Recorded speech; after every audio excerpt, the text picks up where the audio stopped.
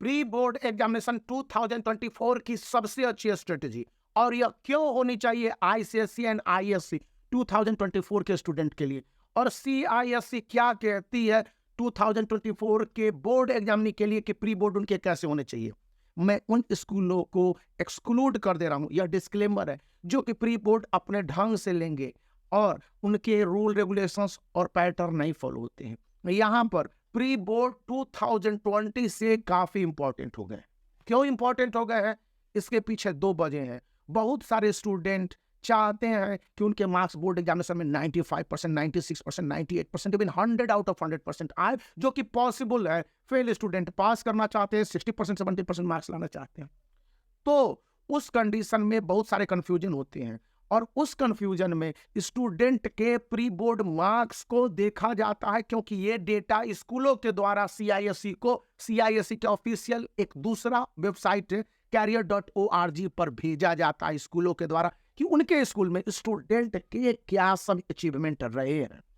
इसलिए pre board important है, आपके डेटा सुरक्षित रहेंगे, और उसके आधार पर आगे कोई कंफ्यूजन हो तो अब आगे क्या कंफ्यूजन होंगे भविष्य को बस मैंने एक संकेत दे दिया। दूसरी बात कि आपके प्री बोर्ड एग्जामिनेशन में जो परसेंटेज है प्रेजेंट और आपके अटेंडेंस के, ये तो स्कूल तय करेंगे, उसमें बहुत ज्यादा यहाँ पर मैं भी नहीं कर सकता हूँ। एक रूल रेगुलेशन स्कूल फिक्स करता है और सीआईएससी को रिपोर्ट देता है।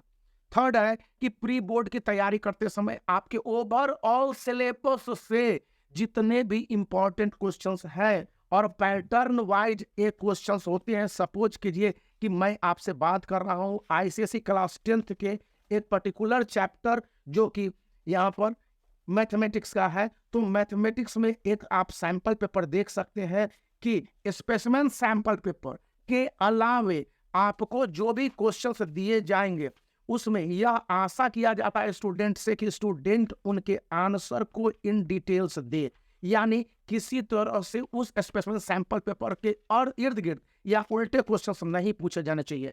यदि आपके क्वेश्चंस के पैटर्न इस तरह से होंगे और इसमें एनालिटिकल थिंकिंग, क्रिटिकल थिंकिंग वाले क्वेश्चंस होंगे, उनमें स्टूडेंट के क्रिएटिविटी वाले ऑब्जेक्टिव टाइप 16 से 20 क्वेश्चंस कर दिए गए जो कि ऑब्जेक्टिव होंगे, 20 मार्क्स के क्वेश्चन कर दिए गए, 20 क्वेश्चंस नहीं।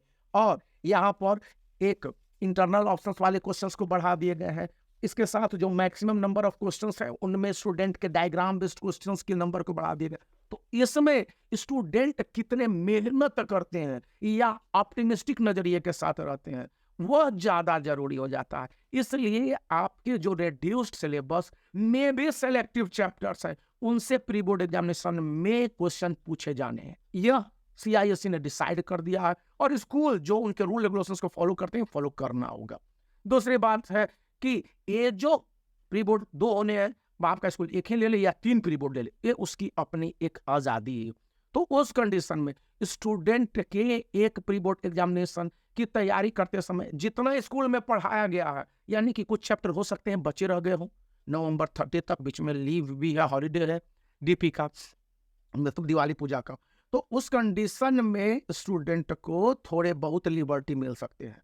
सब्जेक्ट टीचर जो आपकी क्लास के होंगे एनालाइज करेंगे और आपके आंसर को इवेल्युएट करेंगे, उन पर यह जवाबदेही है कि बोर्ड के पैटर्न और मार्किंग स्कीम के हिसाब से स्टूडेंट के क्वेश्चंस को स्टेप वाइज देखें और स्टेप वाइज ही मार्किंग करें। थोड़ी सी गड़बड़ी हो जाएगी तो गड़बड़ कंडीशन में स्टूडेंट के लिए प्रॉब्लम खड़े हो जाएंगे, और क्योंकि बोर्ड के एग्जामिनेशन में उन्हें भाग लेने हैं। यह बात सिर्फ मैथमेटिक्स में नहीं इंग्लिश में भी कहे गए। यह बात आपके फिजिक्स और केमिस्ट्री साइंस के सब्जेक्ट में है, जबकि आपको देखिए यहाँ पर मैथमेटिक्स में ये देख लीजिए डायग्राम बेस्ड जो आपके ग्राफ बेस्ड क्वेश्चंस है, तो वहां पर इसको किस तरह से सॉल्व किया गया। और मैं टॉपर्स के भी क्वेश्चन जो पिछले साल के हैं क्वेश्चंस को सॉल्व करना चाहूंगा। फिजिक्स में भी ये जो आपके क्वेश्चंस हैं इसके जो सॉल्यूशन होंगे वो बहुत हद तक डिपेंड करते हैं कि स्टूडेंट के अप्रोच वाइज किस तरह से है, और अगर उसमें कोई गड़बड़ी होती है तो स्टूडेंट के लिए स्कूल ही नहीं प्रिपेयर कर पाएगा। तो स्कूल की जिम्मेवारी बहुत है। अब इसके बाद थर्ड पॉइंट आता है कि बोर्ड एग्जामिनेशन में स्टूडेंट क्या करे। प्री बोर्ड में, बोर्ड एग्जामिनेशन सॉरी गलत कर दिया, उस कंडीशन में यू मस्ट गिव योर 100%। आप जितने भी चैप्टर पढ़ रखे हैं उसको मैक्सिमम कंप्लीट कीजिए CISE के सिलेबस के हिसाब से। मैंने कई सारे वीडियो डाल दिए हैं, वो आपको अगस्त और सितंबर में और इवन अक्टूबर के फर्स्ट वीक में मैंने डाला था कि किस तरह से स्टूडेंट की स्ट्रेटेजी होनी चाहिए बोर्ड एग्जामिनेशन से ठीक पहले। तो अब जबकि 4 मंथ से 3 मंथ बचे रह गए इन एक्चुअलिटी 90 डेज या इससे भी कम है, तो स्टूडेंट अगर पूरे सिलेबस को कवर अप करते हैं और प्रत्येक क्वेश्चन के आंसर को within time limit up to the mark to the point देते हैं, उस कंडीशन में उन्हें फुल मार्क्स मिलेंगे। यह CISE डिसाइड करता है और उसके रिक्वायरमेंट्स यानी बोर्ड के रिक्वायरमेंट के हिसाब से ही प्री बोर्ड कंडक्ट होने चाहिए और यही स्टूडेंट की सबसे बड़ी स्ट्रेटेजी होनी चाहिए। आप मॉक टेस्ट मतलब कोई भी एक सैंपल पेपर ले लीजिए, मैं इस सैंपल पेपर सवाल गुरुकुल का कर रहा हूँ, लेकिन आप कोई भी सैंपल पेपर को लेकर आप प्रैक्टिस कीजिए मॉक टेस्ट, यह जरूरी है।